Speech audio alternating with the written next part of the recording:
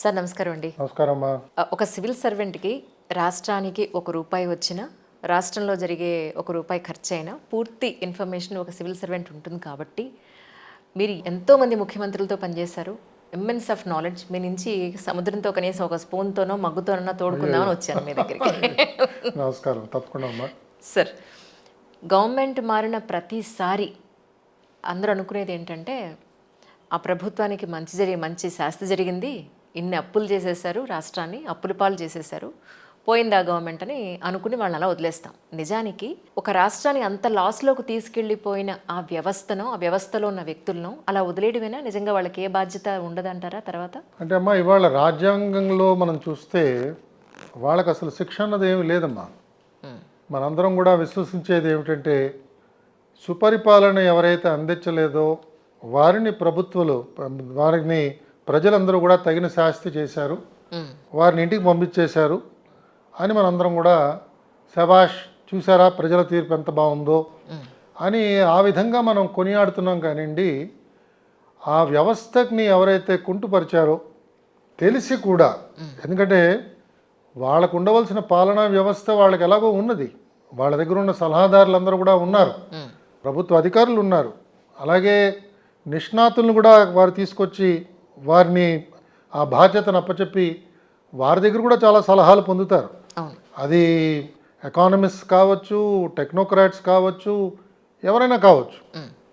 So ఇంతమంది వారికి సలహాలు ఇస్తున్నప్పుడు వారు ఈ తప్పిదాలు ఎందుకు చేశారు, కావాలనే చేశారు అనే ఒక రకమైన బర్డన్ ఆఫ్ ప్రూఫ్ వాళ్ళ మీద పెట్టి, ఎందుకంటే పూర్తి స్వతంత్రం వాళ్ళకి ఇచ్చి, వనరులన్నీ వాళ్ళ చేతిలో పెట్టి, ప్రజల జీవితాలన్నీ వాళ్ళందరికీ ఇచ్చి, మీరు నడపండి 5 సంవత్సరాలు అని బాధ్యత ఇచ్చినప్పుడు ఒక రాజ్యాంగం, దానికి జవాబుదారీ అంటే ఏమిటి?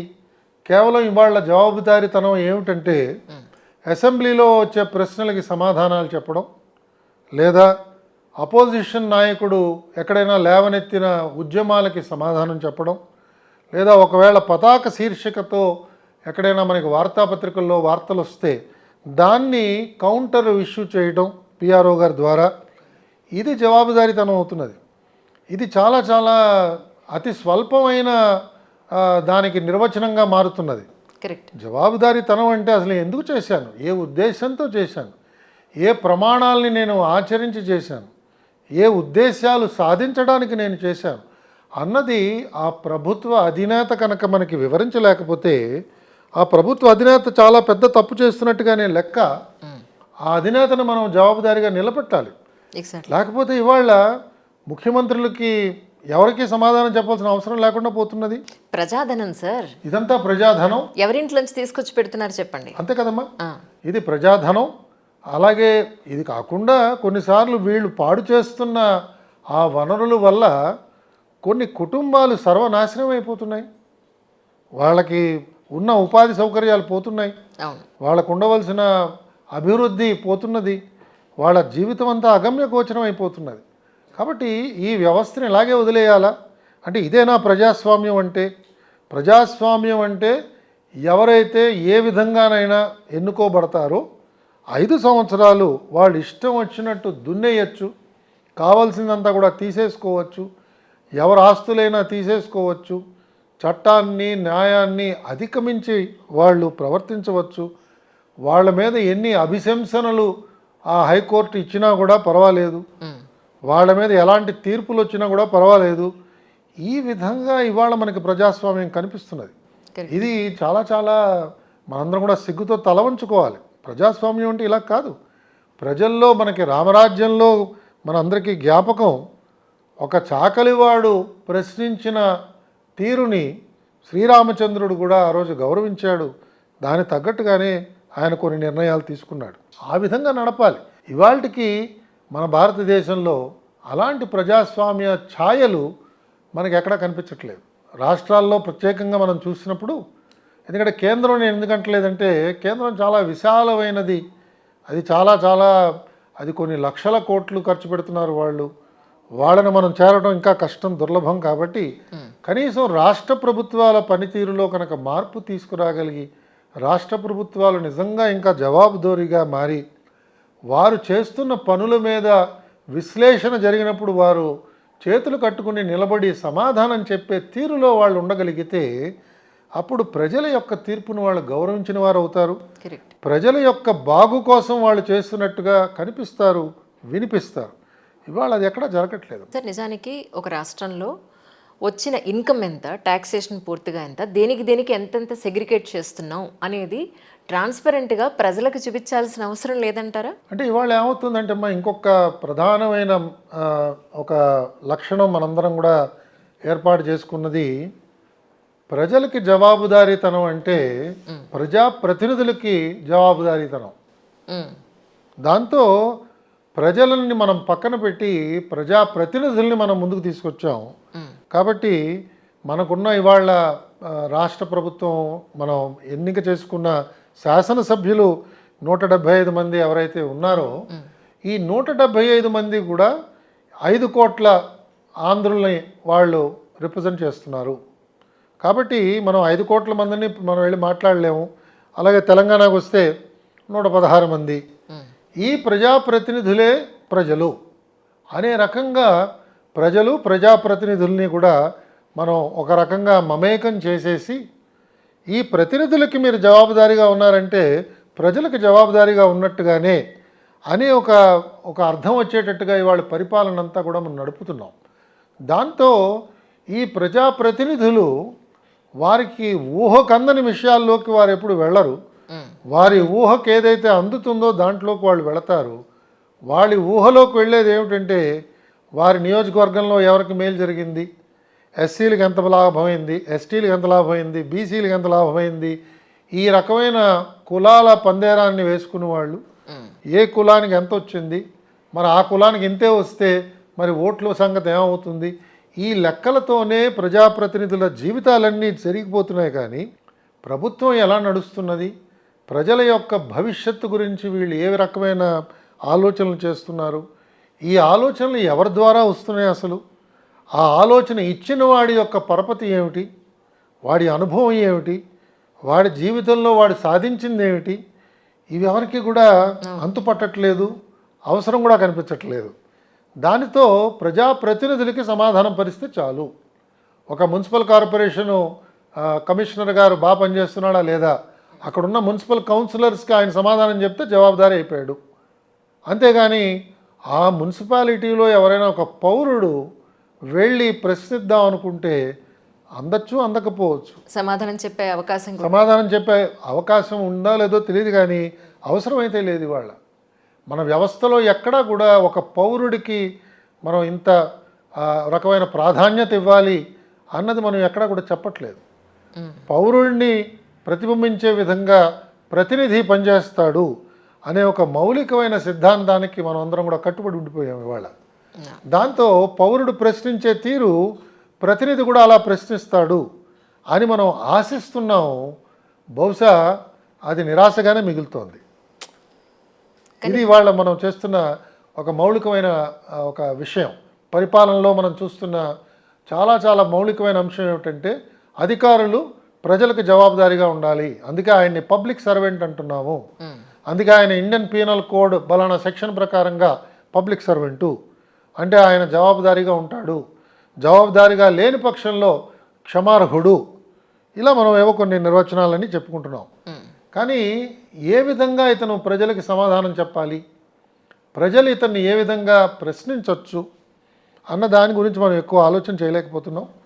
వాళ్ళకి కొన్నిసార్లు సమయాభావం వల్ల కావచ్చు, కొన్నిసార్లు ఇది అప్రధాన్యం. ఇది అతనితో కూర్చొని మాట్లాడితే ఏమి, మాట్లాడిపోతే నాకేమి, నా దగ్గర ఉన్న ఎమ్మెల్యేలతో నేను బాగా మాట్లాడుకుంటే వాళ్ళకి అర్థమైతే చాలు, ఎమ్మెల్యే గారు వెళ్ళి వీళ్ళకి చెప్పుకుంటాడు అనే ఒక అర్థం వచ్చేటట్టుగా ప్రభుత్వ అధికారి ప్రవర్తిస్తున్నాడు.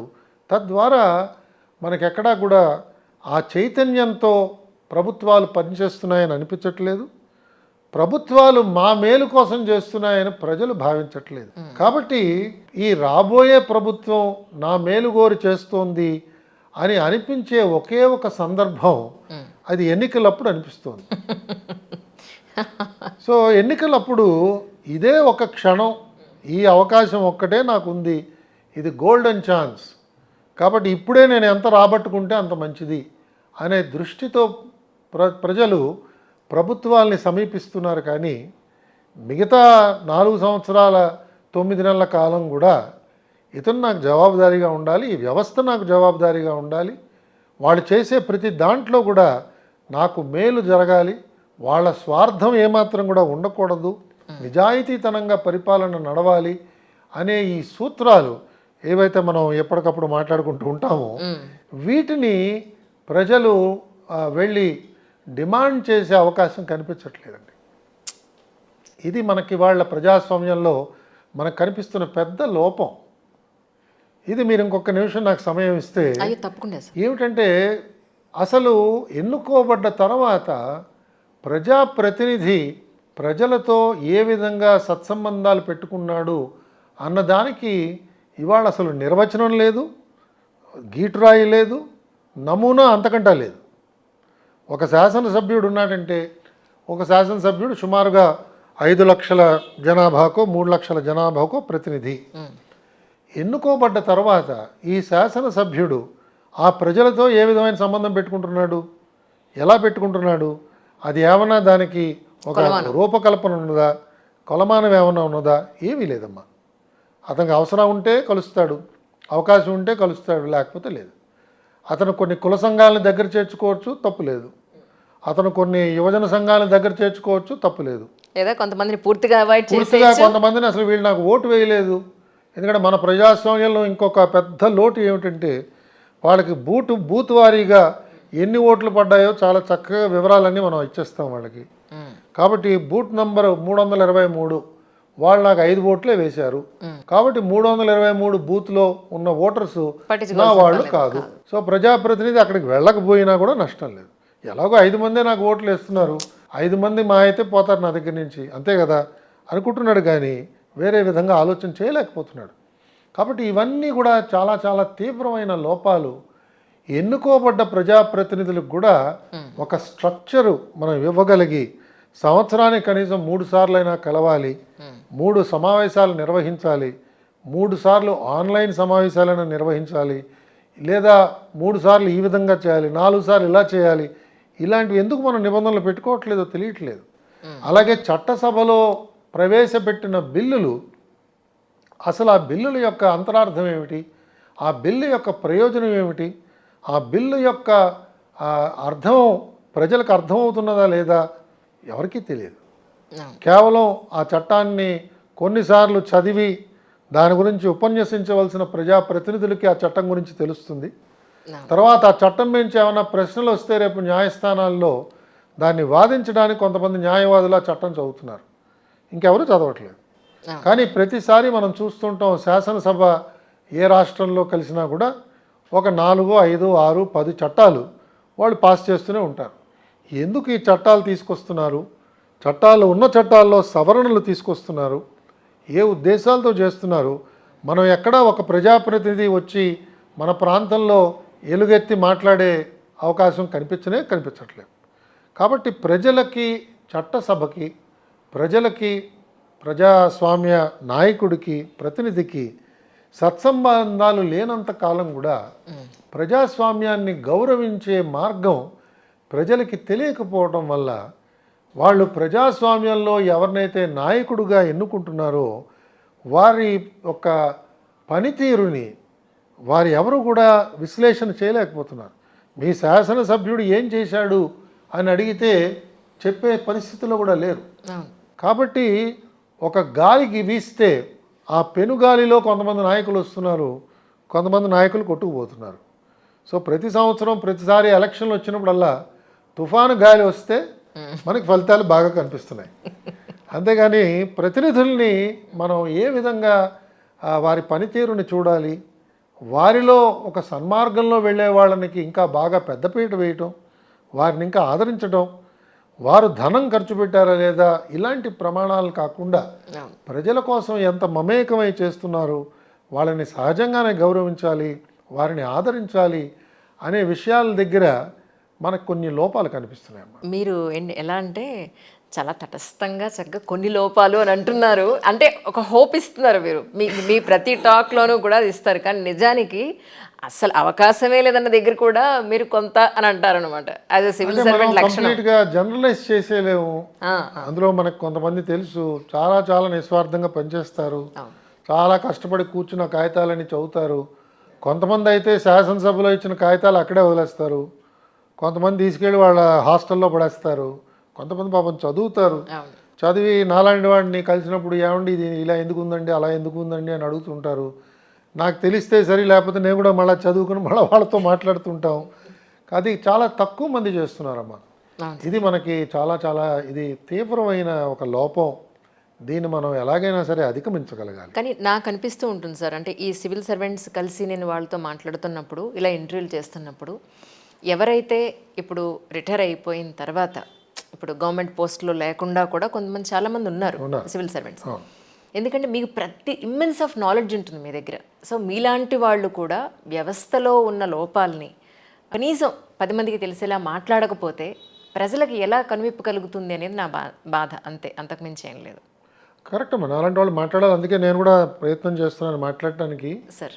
ఎందుకంటే ఒకసారి రిటైర్ అయిపోతే ఇంకా వీళ్ళకి ఎందుకండి, వీళ్ళకి దీని గురించి ఎందుకు మాట్లాడతారండి వీళ్ళందరూ అని ఒక రకమైన భావం. ఇంకొక పక్క భావం ఏమిటంటే వీళ్ళు ఏదో ఆశిస్తున్నారు అందుకు ఇంకా మాట్లాడుతున్నారు అని కొంతమంది ఆలోచన చేస్తుంటారు. ఎవరు మాట్లాడకపోతే ఎలా సార్? ప్రజలకి దైనందిన జీవితంలో వెళ్ళిపోతున్నారు. ఎవరిని ప్రశ్నించే అవకాశం లేదు, వాళ్ళకి అధికారం లేదు. ఒకవేళ అడిగినా కనీసం ఇన్ఫర్మేషన్ ఇచ్చే దిక్కు దివాణం లేదు. కనీసం ఓకే, మీరు ఒక పొజిషన్లో ఉండి 10 మంది గురించి ఆలోచించే ఒక గొప్ప పొజిషన్ నుంచి మీరు ఈరోజు మీకు ప్రతి సమస్య తెలుసు. ఇన్నాళ్ళుగా ఎంతో వర్క్ చేస్తున్నారు మీరు. సో మీలాంటి వాళ్ళు ఖచ్చితంగా మాట్లాడాలనేది నా ఉద్దేశం. తప్పకుండా తప్పకుండా. సార్, ఇప్పుడు ఏపీలో గవర్నమెంట్ మారింది. గవర్నమెంట్ మారిన వెంటనే భయంకరమైన ఫ్లడ్స్. ఇప్పుడు మీరు యాజ్ ఎ సివిల్ సర్వెంట్గా మీరు ఏమనుకున్నారు సార్? ప్రస్తుతం ఏపీ పరిస్థితి అంటే ఏం చెప్తారు? చాలా చాలా కఠినమైన పరిస్థితులను ఎదుర్కొంటుందమ్మా ప్రభుత్వం. ఒకటి వనరులు, 2 పోగొట్టుకున్న అవకాశాలు. అవును. అనేక అవకాశాలు పోగొట్టుకున్నాం మనం ఈ గత 5 సంవత్సరాల్లో. పెట్టుబడి పెట్టడానికి కావచ్చు, పరిపాలన అభివృద్ధి చేసుకోవడం కావచ్చు. ఈ 5 సంవత్సరాల్లో అనేక రాష్ట్రాలు మనకంటే ముందు వెళ్ళిపోయినాయి. అవును. వాళ్ళు ఇంకా చక్కగా వనరుల్ని వాళ్ళు బాగా పెంపొందించుకోగలిగారు, మనం చేసుకోలేకపోయాం. తర్వాత 3 సమాజంలో ఉన్న అపనమ్మకం, అశాంతి. ఎవరి మీద నమ్మకం కలగట్లేదు. అవును. ఎందుకంటే అంత భారీగా ప్రజలందరూ ఓటు వేసిన తర్వాత కూడా ఒక ప్రభుత్వం ఆ విధంగా పనిచేస్తుందా అన్నది వాళ్ళ తెలుసుకుని కొంతమంది వాళ్ళు నిశ్చేష్టులైపోతున్నారు. ఒకవేళ ఆ ప్రభుత్వం యొక్క పనితీరుని ఎవరైనా కొంత విమర్శాత్మకంగా మాట్లాడితే బహుశా వీళ్ళందరూ తెలుగుదేశం వాళ్ళేమో అనే ధోరణిలో చూస్తున్నారు.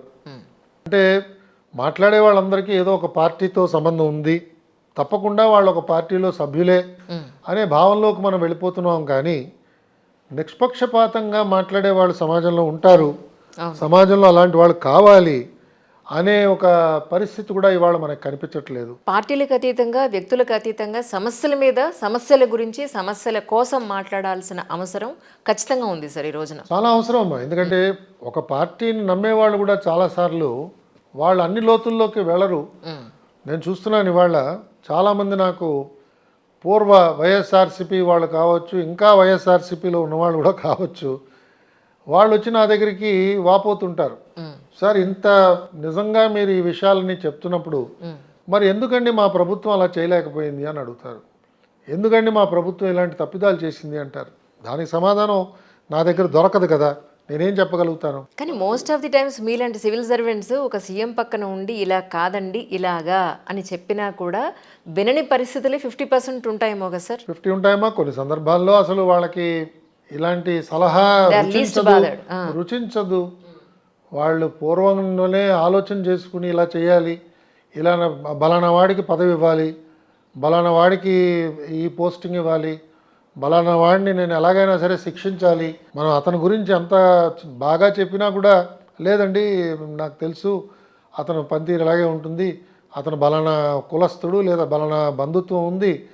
ఇవన్నీ కూడా కొంత ప్రీ మెడిటేటెడ్గా వాళ్ళు ముందుగానే ఊహించి ముందుగానే ఆలోచన చేసి ఆ విధంగా కూడా వాళ్ళు చేస్తూ ఉంటారు. కాబట్టి ఈ ప్రజాస్వామ్య విధానం ఏదైతే మనం పెట్టుకున్నామో ఇది చాలా ఉత్కృష్టమైన పరిపాలన విధానం. కానీ ఆ విధమైన పరిపాలన బాగా సజావుగా జరగాలంటే మాత్రం అందులో పాల్గొనే వాళ్ళందరూ కూడా చిత్తశుద్ధితో పాల్గొనాలి.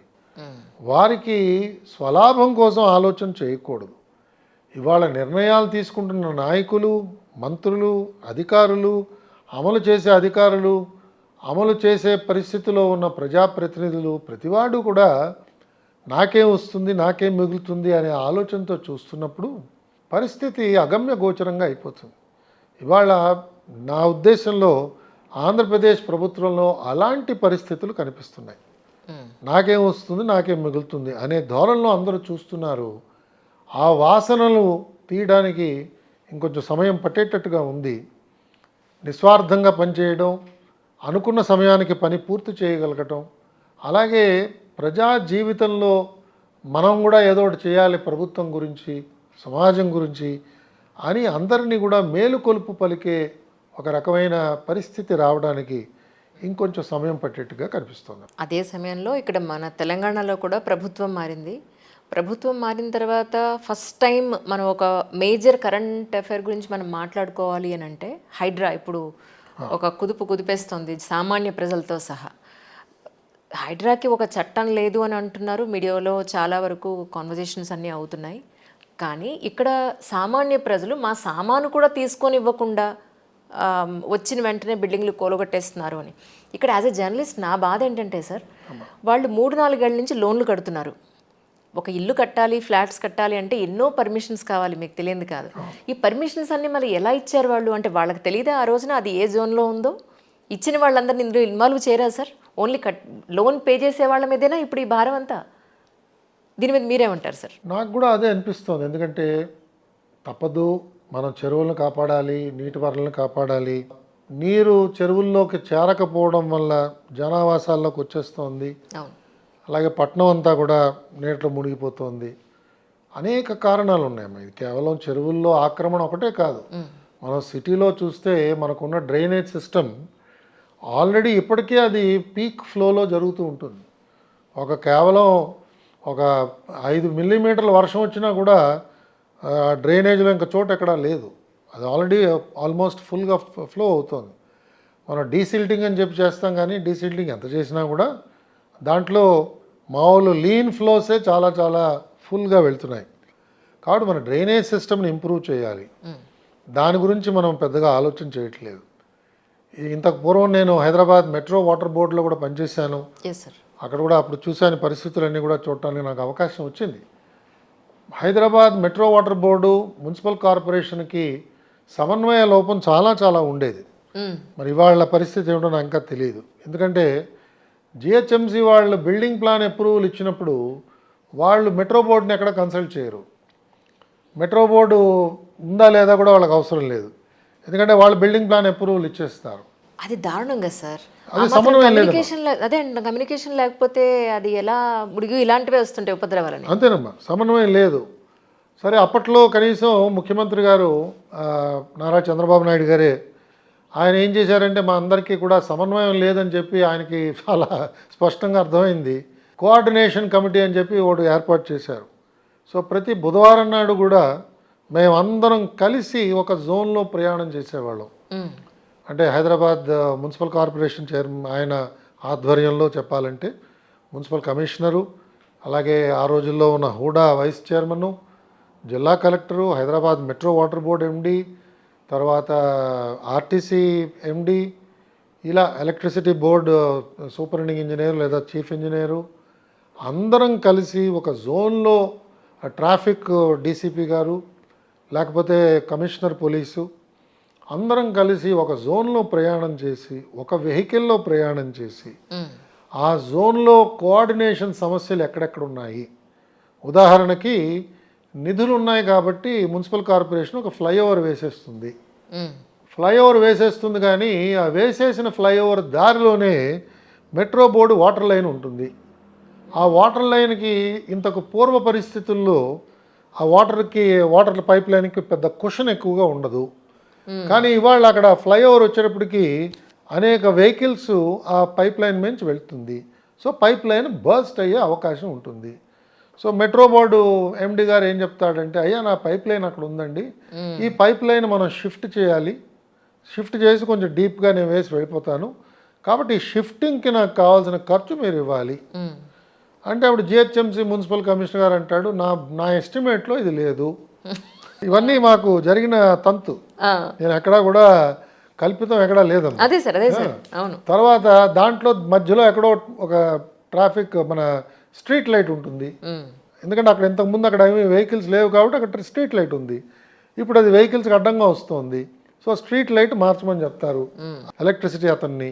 ఆయన అంటాడు, అయ్యా నా స్ట్రీట్ లైట్ షిఫ్ట్ చేయాలంటే ఇంత అవుతుంది నాకు అంటాడు, ఈ ఖర్చు ఎవరు ఇవ్వాలి? ఇలా మనకి ఉండేవి. రైట్. ఉన్నప్పుడు అందరి ప్రయోజనాన్ని దృష్టిలో పెట్టుకుని ఎవరి దగ్గర ఎలాంటి డబ్బులు ఉన్నాయో కొంత అంచనాకు వచ్చిన తర్వాత, పరస్పరం ఒకరి మీద ఒకరికి అభిమానం పెరిగి గౌరవం పెరిగిన తర్వాత, కేవలం నా డిపార్ట్మెంట్ గురించే నేను ఆలోచన చేయడం తగ్గించుకుని ఇతర డిపార్ట్మెంట్ల గురించి కూడా ఆలోచన చేస్తూ, తప్పదు ఈ పైప్ లైన్ మార్చాలి, ఇక్కడ జిహెచ్ఎంసీ వాళ్ళకి డబ్బులు ఖర్చు పెట్టడానికి వాళ్ళ దగ్గర లేవు, సరే మంచిది నేను చూస్తాను ఎలా చేయాలో, నాకేదో వేరే స్కీమ్ ఏదో వచ్చే అవకాశం ఉన్నది, దాంట్లో దీన్ని నేను మీట్ అవుతాను, కానీ నేను పైప్ లైన్ షిఫ్ట్ చేస్తాను అని నేను ఒక రకమైన నిర్ణయానికి వచ్చి సమిష్టిగా వారందరితో కూడా ఏకీభవించేటప్పటికీ ఆ ఫ్లైఓవర్ వాడకానికి మనం ప్రజలకి దాని వాడకం తీసుకురావడానికి అవకాశం ఉంటుంది. కరెక్ట్. ఈ విధంగా సమన్వయం అమ్మ. ఇలా చాలా చాలా విషయాల్లోకి వెళ్ళేవాళ్ళం. ప్రతి బుధవారం నాడు పొద్దున్న 7 వెళితే సుమారు 11, 11:30, 12 దాకా కూడా ఇలాగే వెళ్ళేవాళ్ళం. ఆ సంబంధిత లోకల్ జోనల్ కమిషనర్ గారు ఈ మీటింగ్ మినిట్స్ అన్నీ కూడా రికార్డ్ చేయడం, చేసి ఆ మినిట్స్ అన్ని డిపార్ట్మెంట్స్కి పంపించడం, ఆ డిపార్ట్మెంట్స్ అన్నీ కూడా వాటి మీద యాక్షన్ తీసుకోవడం, ఆ విజిట్ అయిపోయిన తర్వాత ఆ ప్రాంతంలో ఉన్న జర్నలిస్ట్ అందరినీ కూడా కూర్చోపెట్టి వారందరికీ వివరించడం, ఫీడ్బ్యాక్ లాగే ఇవ్వడం, వాళ్ళకు కూడా తెలుస్తుంది, వాళ్ళు ప్రజలకి చెప్తారు. కరెక్ట్. ఎక్కడెక్కడ కొంత ప్రజల యొక్క భాగస్వామ్యం ఉన్నదో ప్రజలకు కూడా చెప్పడం. That is perfect work sir actually. ఆ విధంగా జరగాలి. బట్ ఈ మధ్యకాలంలో అలా జరుగుతున్నట్టుగా లేదు. ఇది చాలా చాలా అవసరం. అంటే మనకి దురదృష్టం ఏమిటంటే పరిపాలనలో మా అందరికీ మసూరిలో ట్రైనింగ్ డేస్ నుంచి చెప్తూ ఉంటారు ఏమిటంటే, నువ్వు ఏదైనా ఒక ఉద్యోగంలోకి వెళ్ళినప్పుడు నీ ముందు పనిచేసిన అతను ఏ మంచి పనులు చేశాడో అవన్నీ కొనసాగించేటట్టుగా నువ్వు చూసుకో. ఎంత గ్రేట్ పాయింట్ సార్ అది. ఆయన చేశారు కాబట్టి ఆయన చేసింది నేను ఎందుకు టచ్ చేయాలి, లేదా వాళ్ళది నేను కంటిన్యూ చేయాలా, నా మార్కు నేను చూపించుకోవాలి, వాళ్ళు చేసింది నేను ఎందుకు చేయాలి, ఇలాంటివి లేకుండా ఇది ఒక గొప్ప, ఇది పెద్ద జాడ్యం మా వాళ్ళలో ఉంది. నేనేదో చేసేసాను, నేనేదో పొడి చేసేసాను అనుకుంటాడు, అది చాలా తప్పు. అంతేకాకుండా మా అందరికి ఎప్పుడు చెప్పేది ఏమిటంటే, ఒక 6 నెలల వరకు కూడా నీ పూర్వం పనిచేసిన అధికారితో నువ్వు సంబంధాలు పెట్టుకో. నువ్వు అర్థం చేసుకున్నట్టుగా ఆయన అర్థం చేసుకున్నాడా, లేదా నువ్వేమన్నా తప్పు అర్థం చేసుకుంటున్నావా అన్నది ఎప్పటికప్పుడు మనం వెళ్ళి కంపేర్ చేసుకుంటూ ఉంటే ఒక సరైన పందాలోకి తీసుకెళ్ళడానికి అవకాశం ఉంటుంది. జిల్లా కలెక్టర్ కూడా అలాగే చేయాలి, సబ్ కలెక్టర్ కాలం నుంచి అలా చేయాలి. అప్పుడు ఏమవుతుందంటే ప్రజలందరికీ కూడా పరిపాలన సజావుగా జరుగుతున్నది, కృష్ణానదిలో నీళ్లు ఎలాగైతే ప్రవహిస్తున్నాయో పరిపాలన అంత సాఫీగా నడుస్తున్నది అని ఒక నమ్మకం కలుగుతుంది. ఇదే ఇప్పుడు రాజకీయాలకు కూడా వర్తిస్తుంది సార్. Absolutely yes. ఎందుకంటే ఆయన ఏదో మొదలు పెడతారు, ఒక సీఎం ఏదో మొదలు పెడతారు, ఆయన చేసింది నేను ఎందుకు కంటిన్యూ చేయాలని చెప్పి దాన్ని అక్కడ క్లోజ్ చేసి వీళ్ళు ఇంకోటి మొదలు పెడతారు. వీళ్ళున్న 5 ఏళ్లలో ఇది కంప్లీట్ కాదు, ఇదేదో సగం 20%, 30% అవుతుంది, ఆ వచ్చేవాడు మళ్ళీ దీన్ని కంటిన్యూ చేయడు. సో దీనివల్ల ప్రజాధనం కోట్ల రూపాయలు నీటి పాలవ్వడం, మట్టి పాలవ్వడం తప్ప ఏమీ ఉపయోగం లేకుండా పోతున్నాయి సార్. అది అంటే ఇది మరి ఇవన్నీ కూడా మనకి ప్రజాస్వామ్యంలో మనం భరిస్తున్న ఆ రకమైన మూల్యం, ఇవన్నీ కూడా మనం చెల్లిస్తున్నామమ్మా. దీన్ని ప్రశ్నించడానికి ఎవరికి సమయం లేదు, ప్రశ్నించినా జవాబు చెప్పాలి అనే బాధ్యత ఎవరు తీసుకోరు. ఇవాళ ఎవరు కూడా ఉన్నత అధికారులు కానీ ప్రజాప్రతినిధులు కానీ దీనికి ఎవరు సమాధానం చెప్పరు, జవాబు చెప్పరు. కాబట్టి ప్రభుత్వాలు ఎప్పుడు కూడా జవాబుదారీగా ఉండాలి. ఒకవేళ మీరు ఇందాక లేవనెత్తిన హైడ్రా సమస్యకు మళ్ళీ మనం ఒకవేళ వస్తే, హైడ్రా సమస్య ఉత్పన్నం ఎలా అయింది అంటే ఆ సంబంధిత అధికారులందరూ కూడా ఎప్పటికప్పుడు ఆ సమాచారాన్ని పంచుకోలేదు. అవును. జిహెచ్ఎంసీ ఎక్కడెక్కడ అప్రూవల్స్ ఇచ్చిందో ఆ అప్రూవల్స్ జాబితాని వాళ్ళు బయట పెట్టమనండి. ఎవరెవరు ఎక్కడెక్కడ ఇచ్చారో జాబితాలు ఇవ్వమనండి. హైడ్రా ఆఫీసర్స్ ఎప్పుడైతే భవనాలు కూల్చడానికి వెళ్తున్నారో, కూల్చడానికి వెళ్ళినప్పుడు ఇదిగోనండి ఇందులో ఈ తప్పులు ఉన్నాయి, ఈ రకమైన ఆర్డర్లన్నీ మీకు ఇచ్చారు, ఇవన్నీ తప్పులు అని చెప్పినప్పుడు వాళ్ళ కనీసం కారణం తెలుస్తుంది. అవును. లేకపోతే అక్కడ నివాసితులకి కారణం కూడా తెలియటం లేదు. అవును. కొన్నిసార్లు వాళ్ళ లోపం లేకపోవచ్చు, వాళ్ళు ఎవరి దగ్గర కొనుక్కున్నారు. మరి ఆక్యుపెన్సీ సర్టిఫికేట్ ఇచ్చేది జిహెచ్ఎంసీఏ కాబట్టి ఆక్యుపెన్సీ సర్టిఫికేట్ ఉన్న తర్వాత కూడా దాన్ని ఎలా వీళ్ళు నిర్మూలిస్తారు? బహుశా వీటి మీద కొంచెం మళ్ళీ జాగ్రత్తగా ఆలోచన చేసుకుని ఇదొక కంబైన్డ్ యాక్టివిటీగా ఉండాలి. కానీ ఇదొక నూతనమైన డిపార్ట్మెంట్ని ఆవిష్కరించినట్టుగా ఉండడం ఇది ఏమాత్రం కూడా శ్రేయస్కరంగా నాకు అనిపించట్లేదు. సార్, ప్రజలు వాళ్ళ సేఫ్టీ సెక్యూరిటీని దృష్టిలో పెట్టుకుని వాళ్ళే యుద్ధం చేయాల్సిన పరిస్థితులు వచ్చేసాయి అనిపిస్తుంది. అది ఏమాత్రం కరెక్ట్ కాదు కదమ్మా. సభ్య సమాజంలో ప్రజల యొక్క బాగును చూడటానికి ప్రభుత్వం ఉంది. అవును. అది కాకుండా మళ్ళీ సపరేట్గా వాళ్ళు గొరిల్లా వార్ఫేర్ లాగా వాళ్ళు ముఠాల కింద తయారయ్యి వాళ్ళు వీళ్ళతో తలపట్టడం, వీళ్ళ మీద కేసులు పెట్టడం, ఆ పరిస్థితి రాకూడదు. అవును. అంటే వాళ్ళు తప్పు చేశారు, వెరీ గుడ్, ఇదేనండి ఇది మీరు చేసిన తప్పు, మీరు తప్పు ఒప్పుకోవాలి, ఒప్పుకున్నారు, ఓకే మీకు ఎంత సమయం కావాలి, ఎంత సమయం కావాలి, మీకు న్యాయం, మీకు ఎవరు నష్టం కలిగించారు, బలానా వ్యక్తి కలిగించాడు, ఆ వ్యక్తి యొక్క ఆస్తిపాస్తులు సేకరించండి. ఎవరైతే ఆ బిల్డర్ కట్టించాడో ఆ బిల్డర్ ఆస్తిపాస్తులు సేకరించండి. మరి హైడ్రా సంస్థకి అలాంటి అధికారాలు మీరు కట్టపెట్టండి. అప్పుడు ఎవరెవరు ఎంత డబ్బు కట్టారో వాళ్ళ రిజిస్టర్డ్ డాక్యుమెంట్ ప్రకారంగా వాళ్ళ డబ్బులన్నీ వాళ్ళకి ఇచ్చేయండి. అది ఒకవేళ 1 సంవత్సరం క్రితం కట్టిన నిర్మాణం అయితే దానికి ఏదో 5% డిస్కౌంట్ ఇవ్వండి.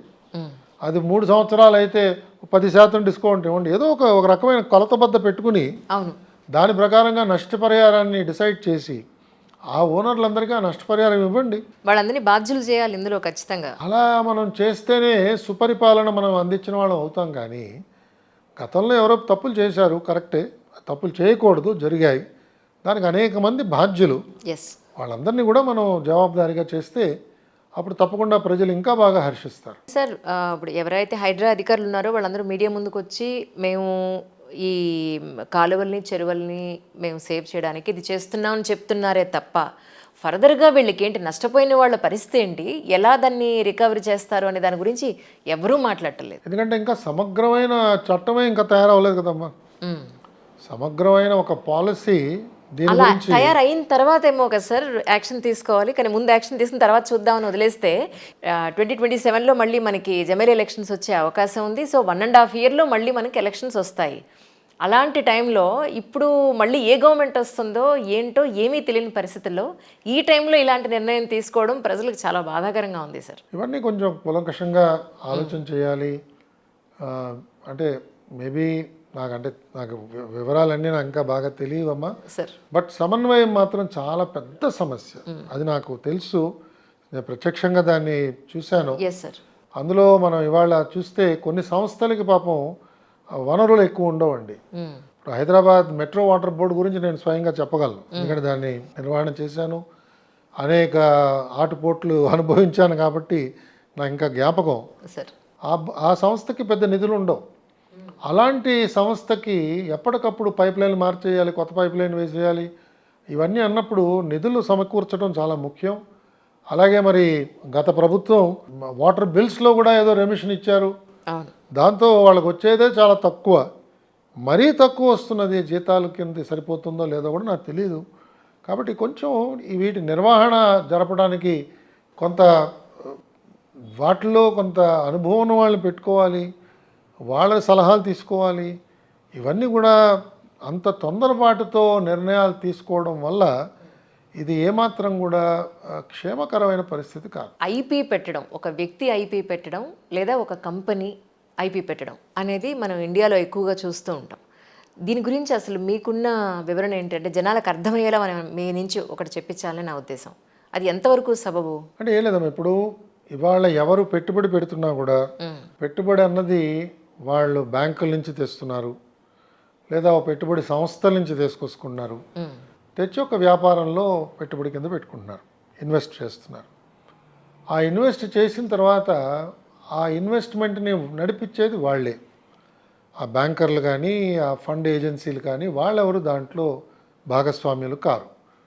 ఇది ఒక కంపెనీ కింద రిజిస్టర్ చేస్తారు, కంపెనీ యాక్ట్ కింద. ఒక కంపెనీ పెట్టుకుంటారు.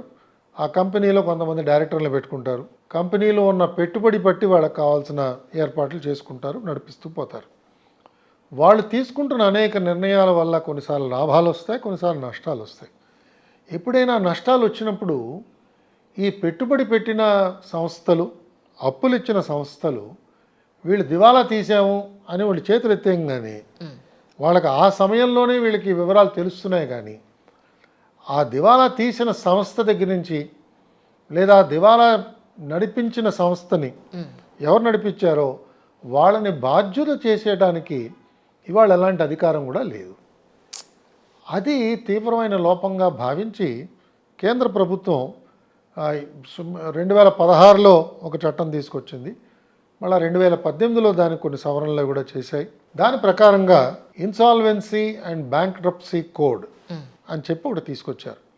అంటే ఎవరైనా ఇన్సాల్వెంట్ అని చెప్పి డిక్లేర్ చేసుకున్న తర్వాత అతను ఎక్కడి నుంచి అయితే పెట్టుబడి తీసుకొచ్చి పెట్టుకున్నాడో ఆ సంస్థకి తిరిగి రావలసిన వీళ్ళ పెట్టుబడి, ఈ రాబడి, దాన్ని వాళ్ళు పొందడానికి ఇతని ఆస్తులు తీసుకుని ఆస్తులు జప్తు చేసి ఆ జప్తి ద్వారా మళ్ళా వాళ్ళ మొత్తం తీసుకోవడానికి చట్టం సహకరిస్తుంది. ఎక్కడ సార్ అది కూడా మనకి పాసిబిలిటీ పెద్దగా లేదేమో. ఎందుకంటే ఈయన పేరు మీద ఉన్నవే వాళ్ళు జప్తు చేయాలి, వాళ్ళ వైఫ్ పేరు మీద, పిల్లల పేరు మీద, మనవల పేరు మీద పెడుతున్నారు ఆస్తులన్నీ. సో అది జప్తు చేయడానికి లేకుండా చేస్తున్నారు కదా. ఇవాళ అదృష్టవశాత్తు ఇలాంటి లోపాలు ఉన్నా కూడా సుమారు 3 లక్షల కోట్ల రూపాయలు ఈ చట్టం వచ్చిన తర్వాత మనం జప్తు చేయగలిగాం. రైట్. చేసి తిరిగి వాళ్ళకి వాపసు ఇవ్వగలిగాం. ఎందుకంటే ఈ చట్టం ఇది చాలా చాలా త్వరితగతిన నడిచే విధానం. కేవలం ఒక 360 రోజుల్లో దీనికి సంబంధించిన విషయం అంతా కూడా కూలంకషంగా పరిశీలన చేసి తిరిగి ఇది ఇందులో ఎవరి తప్పు ఎంత నిర్ణయం చేసి దాని ప్రకారంగా నష్టపరిహారం కూడా ఇచ్చే విధానాన్ని ఈ చట్టం మొట్టమొదటిసారిగా ప్రవేశపెట్టడం జరిగింది. కొంతమంది ఆలోచన ఎలా ఉన్నదంటే ఒక చిన్న సంస్థ 50 కోట్లో 30 కోట్లో ఈ చిన్న చిన్న మొత్తాలు పెడుతున్న సంస్థల అప్పుల గురించే మనం ఇంత ఆలోచన చేస్తున్నాం కదా.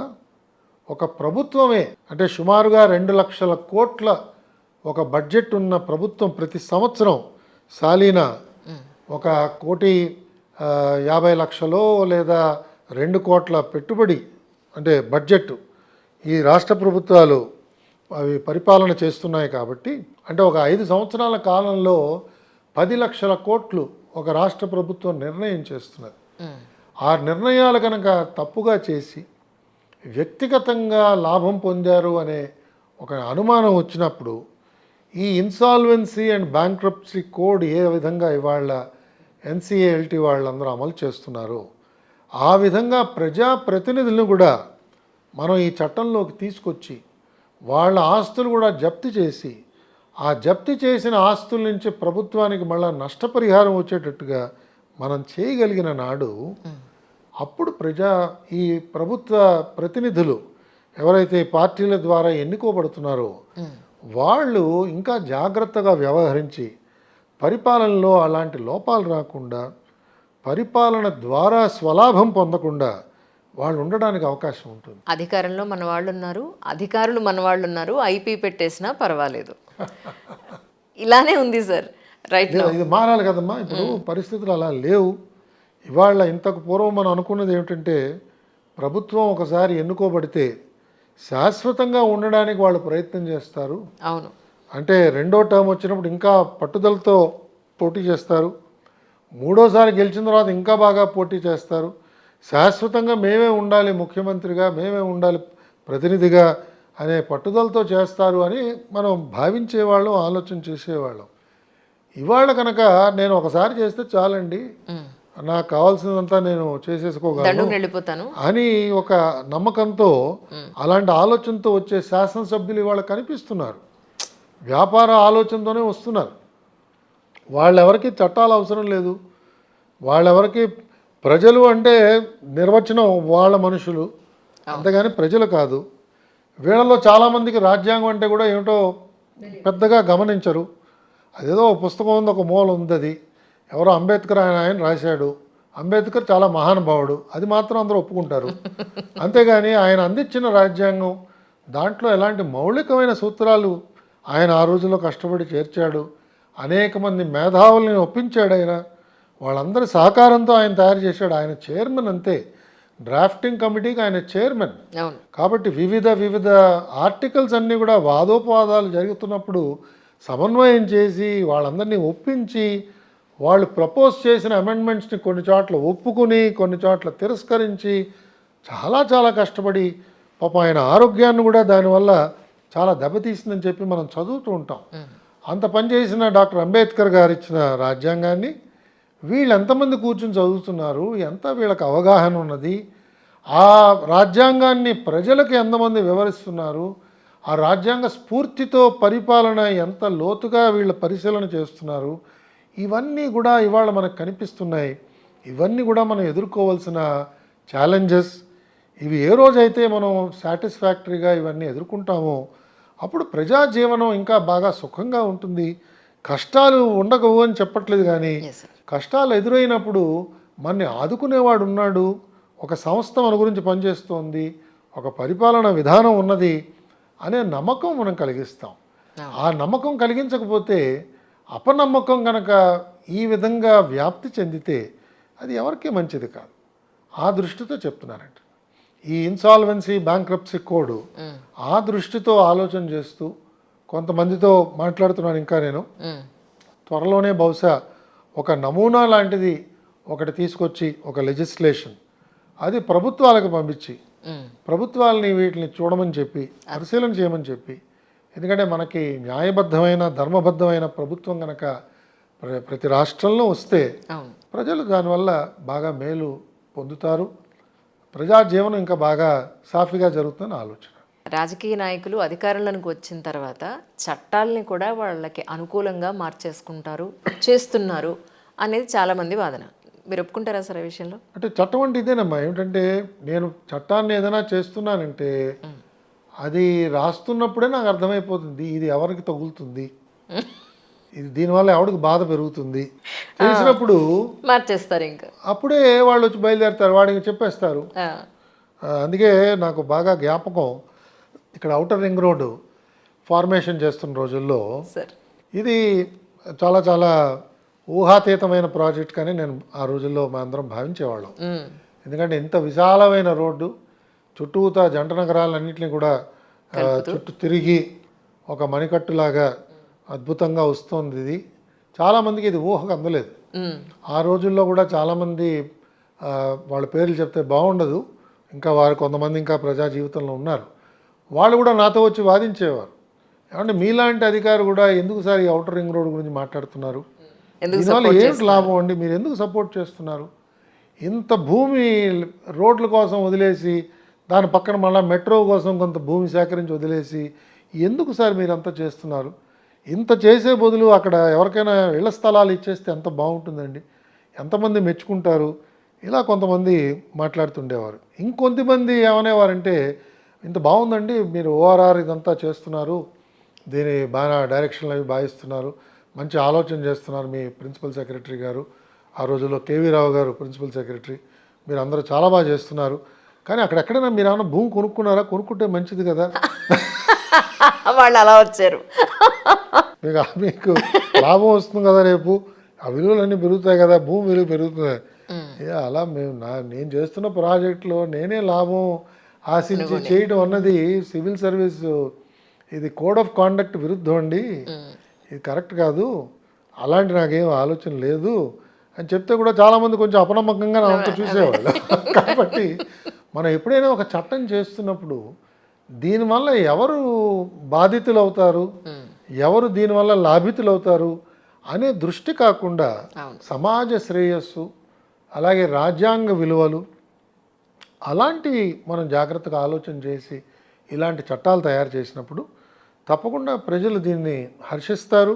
ఎందుకంటే ప్రభుత్వంలోకి చేరటం ఒక అధికారిగా నాలాంటి వాళ్ళు లేదా ఎన్నుకోబడి వారు వచ్చి ఆ ప్రతిజ్ఞ తీసుకుని ఒక శాసనసభ్యుడిగానో మంత్రిగానో చేరినప్పుడు ప్రజల యొక్క ఆస్తిపాస్తులతో వాళ్ళందరూ కూడా వ్యవహరిస్తున్నారు కాబట్టి ఇది చాలా పెద్ద బాధ్యత.